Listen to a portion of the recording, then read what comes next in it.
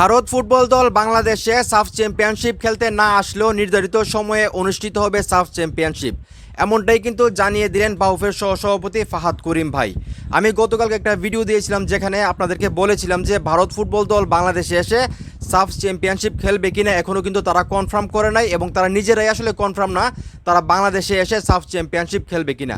মোটামুটি 99% কনফার্ম করে বলা হচ্ছে তারা বাংলাদেশে আসবে না। তো এমতো অবস্থায় কিন্তু অনেকের মনের ভিতরে একটা সন্দেহ ছিল বা একটা প্রশ্ন ছিল, যদি ভারত ফুটবল দল সত্যি সত্যি বাংলাদেশে না আসে তাহলে সেপ্টেম্বরে সাফ চ্যাম্পিয়নশিপ আসলে অনুষ্ঠিত হবে কিনা। এখন কিন্তু বাফুফের যে সহসভাপতি আছে ফাহাদ করিম ভাই, উনি কিন্তু বিষয়টা ক্লিয়ার করে দিলেন যে ভারত ফুটবল দল যদি বাংলাদেশে সাফ চ্যাম্পিয়নশিপ খেলতে নাও আসে তারপরেও কিন্তু সেপ্টেম্বরে আসলে অনুষ্ঠিত হবে সাফ চ্যাম্পিয়নশিপ। আমি যেটা মনে করি এটা খুব ভালো একটা সিদ্ধান্ত নিয়েছে।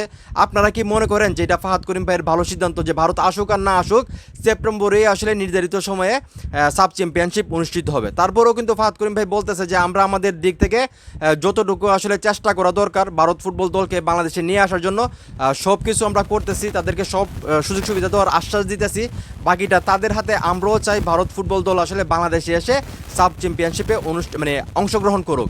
তো আমি একটা জিনিস বুঝি না, ভারত কেন বাংলাদেশে আসতে চাইতেছে না? কারণ বাংলাদেশে কিন্তু সবসময় নিরাপদ একটা দেশ, আপনারা সবাই জানেন, এবং বাংলাদেশ যে আপ্যায়নটা করে অতিথিদের সেটা কিন্তু অন্য দেশে আসলে ওইভাবে করে না। তো সেইখান থেকে ভারত ফুটবল দল বাংলাদেশে এসে সাব চ্যাম্পিয়নশিপ খেলবে, সেটা তো একটা খুশির খবর। কিন্তু তারা কেন আসতে চাইতেছে না সেটা তারাই ভালো বলতে পারবে। আর এমনি তো আপনারা ভালো করে জানেন ভারতের যে ফুটবলাররা আছে তারা প্রায় সময় বাংলাদেশকে নিয়ে অনেক ধরনের স্টেটমেন্ট দেয়, তারা আসলে বাংলাদেশকে ছোট করে কথা বলতে তাদের পছন্দ হয়। এমনকি সাব চ্যাম্পিয়নশিপ আয়োজন করবে বাংলাদেশ, এটা যখন ঘোষণা দেয় বাফুফে তখন কিন্তু ভারতের যে ফুটবল ফেডারেশন আছে তারা কিন্তু চাইছিল এটাকে তাদের দেশে নিয়ে যাওয়ার জন্য। এমনকি তারা ফিফার কাছে আবেদনও করছিল যে 2026 যে ফিফা 2026 যে সাব চ্যাম্পিয়নশিপ আছে সেটা তারা আয়োজন করতে চায়। কিন্তু ফিফা তো আসলে ভাই আইসিসির মতো না যে ভারত যেটা বলবে সেটাই শুনবে। ফিফা কিন্তু তাদের কথা রাখে নাই। ফিফা কিন্তু জানিয়ে দিয়েছে যে না, বাংলাদেশই 2026 সাব চ্যাম্পিয়নশিপ আয়োজন করবে, এবং যেই কথা সেই কাজ। সেপ্টেম্বরে বাংলাদেশ অনুষ্ঠিত হতে যাচ্ছে সাব চ্যাম্পিয়নশিপ, সেটা আপনারা সবাই জানেন।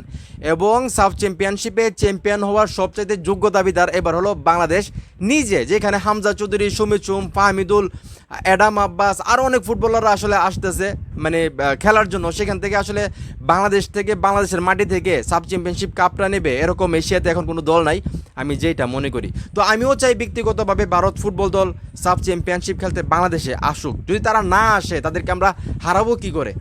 আমরা তাদেরকে বুঝাইবো কী করে যে আমরা এখন এশিয়ার সেরা দল, আমাদের সঙ্গে ভারত বিল পাবে না, পাত্তা পাবে না, আমরা চ্যাম্পিয়ন হব, একটা শান্তি থাকবে যে ভারতকে হারাইছি, ভারতকে হারাই আমরা সাব চ্যাম্পিয়নশিপ হয়েছি। তো এই জিনিসটার জন্য আমি চাই যে ভারত আসুক।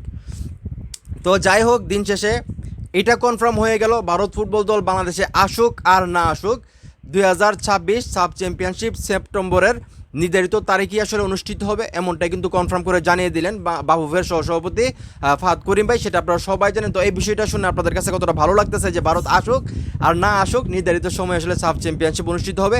এবং ভারত দল কেন আসতে চাইতেছে না? তারা হারবে দেখে একজন আসতে চাইতেছে না, নাকি অন্য কোনো কারণ আছে? আপনাদের কী মনে হয় সেটা অবশ্যই কমেন্ট করে জানাবেন। ভিডিওটা ভালো লাগলে অবশ্যই শেয়ার করবেন।